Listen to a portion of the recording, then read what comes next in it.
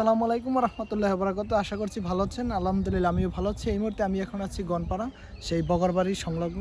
আর এই হচ্ছে ডেলি ফার্মে। আমরা এখন সজল ভাইয়ের সাথে কথা বলবো এবং সজল ভাই কিন্তু আমাদের সে বাসতলার সে কীর্তি সন্তান এবং তার ভিতরে যে কিছু কিছু প্রতিভা রয়েছে আমরা তার সাথে পরিচয় হব। তিনি আসলে একজন ড্রাইভার, সিএনজি চালক। তো এই হচ্ছে সজল ভাই। জি ভাই।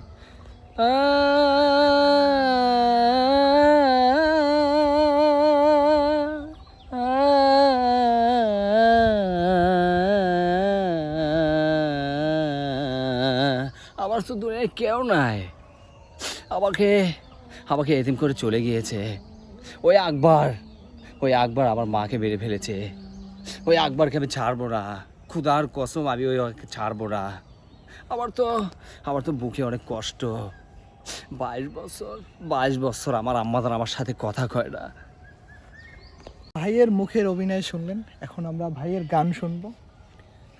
ভালোবাসতে গিয়ে আমি দুঃখই শুধু পেলাম, ভুলে ভাবতে ভাবতে আমি শুধু কাঠার আঘাত পেলাম। ভালোবাসতে গিয়ে আমি কষ্টই শুধু পেলাম। ভালোবাসা হলো জীবনের পরাজয়, দিতে গিয়ে শুধু ভুলেরই মাসল। এই গান আপনি কোথায় পেয়েছেন? এই গান তো আমার ভালোবাসার গান, যে গানকে আমি আজও ভুলিনি।